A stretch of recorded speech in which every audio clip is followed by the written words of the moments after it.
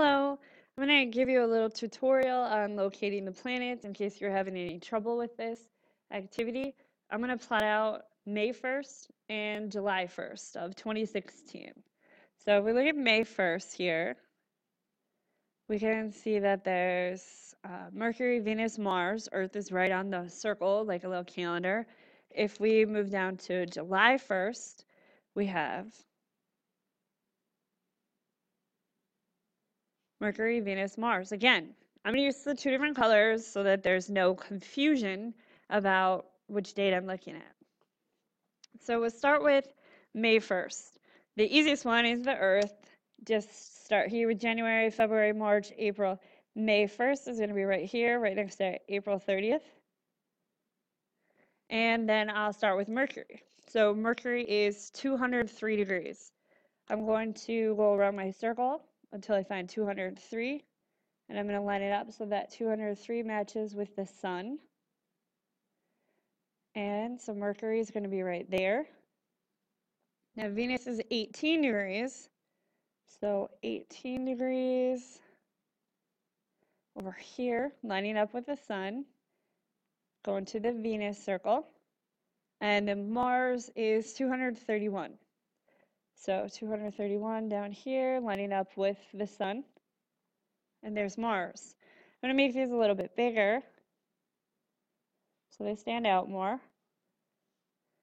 So right there, I've plotted out the planets on May 1st, 2016. Now, one of the things that you're asked to do in this lab is to determine what constellation they would be in. This is from Earth, because that's where we're looking. So if you were looking from Earth at Mars on May 1st, you would see the constellation Libra in the background if you're looking from Earth to Mercury. We would see Taurus. If you were looking to Venus, you're going to see Pisces in the background. Okay, so these are the constellations that would be in the background when you're looking at those planets when they rise above the horizon. Now, the sun is also something worth considering here. On May 1st of 2016, from Earth, looking at the sun, we'd see Aries in the background. Now, that stays the same every year because we do this loop that's almost exactly 1 degree per day. We go 360 degrees over the course of 1 year.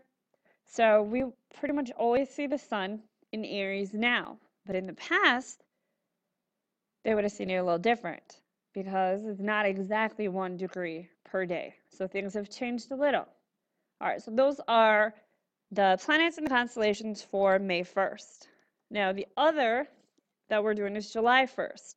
So we keep going May, June, here's July 1st, right next to June 29th. Mercury is at 68 degrees.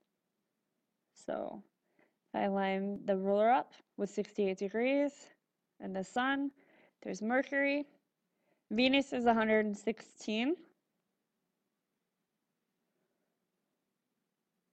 So that's going to be my Venus. And then Mars is 263. So it's going to be down here near the bottom. And there's my Mars. So I'll make those a little bigger. So now again, I have my dots. And the question in the lab is, what constellation would these planets be in?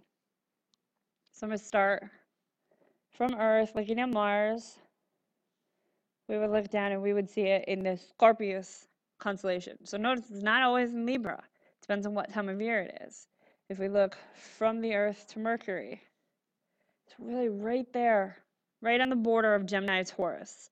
Could go one way or the other.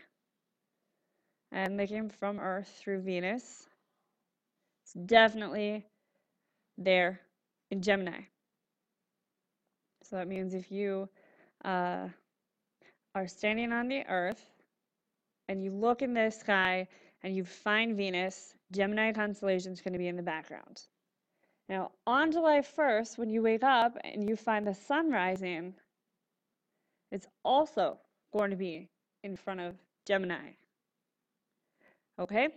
So that's the first step. The first step was plotting out the planets on these two different dates, looking to see which constellation they were in front of on May 1st and then on July 1st. Now, there's another part that asks you from Earth, if you were observing these, how would the positions of the planets have changed? So if we take a look, on May 1st, Mercury is right here, about 50, let's say 55 degrees. On July 1st, Mercury is right here, about 86 degrees, or 87. So for Mercury, we have a 32-degree difference. So what that means is, for Earthlings looking up in the sky, it looks like Mercury's moved 32 degrees over the course of 2 months. In reality, you know that Mercury is moving a lot faster. It actually goes around the sun 4 times over the course of the year. So this is just an apparent thing. So that's how you do Mercury.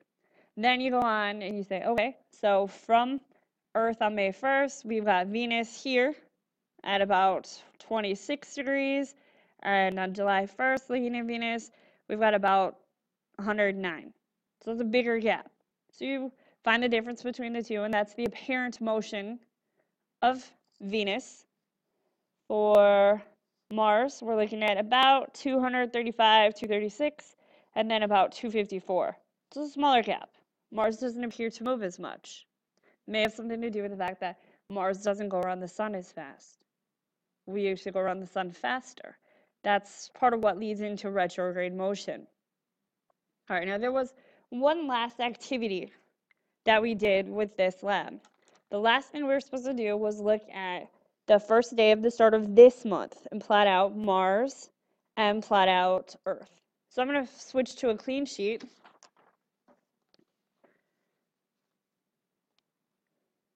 So the start of this month is, let's say, February of 2015. So Mars is 8 degrees. So we go on here and we're going to plot out the two planets. We've got Earth here on February 1st. Sorry, that's a little off kilter. And we've got Mars at 8 degrees. So lining the 8 degrees up with the sun, trying to be as precise as possible. This is Mars right here. So it tells you to draw about a dime-sized circle around the two. And then it says to draw a short line pointing from Earth to the sun. That's noon. Pointing straight back, that's to be midnight. So we have noon, midnight. Makes sense because whoever's facing the sun is going to have full sunlight. It'd be the highest point of the day. Whoever's faced away, that'd be the middle of the night. Because the because the Earth rotates in a counterclockwise manner, if this was midnight, right on this line is going to be 6 a.m. and right on the other line is going to be 6 p.m. So we just made like a little 24-hour clock out of the Earth here. Then it says to draw a straight line between the two. So I'm going to draw a straight line from Mars to Earth, like a line of sight. So if you were standing on Earth on this day, on February 1st, looking for Mars, Mars would be highest in the sky right here. It's somewhere around halfway between noon and 6 p.m. Maybe you say this is 2 p.m. Maybe you say 3 p.m. Let's go ahead and we'll say that it is at 2 p.m. So 2 p.m. is the highest in the sky. So if you think about it, if 2 p.m. is the highest in the sky, it takes 6 hours to rise, 6 hours to set, just like the moon. So it rises in the east, it sets in the west, it's highest in the sky at 2 p.m. So If it's going to set 6 hours later, it's going to set at 8 p.m. It's going to rise at 8 a.m. If you were going to try to bisect this Earth, you would need to figure out exactly 6 hours earlier and 6 hours later. And that's a little more than you were asked to do, but that's how it works out. So that's how you figure out the highest in the sky, the rise and the set time for a planet.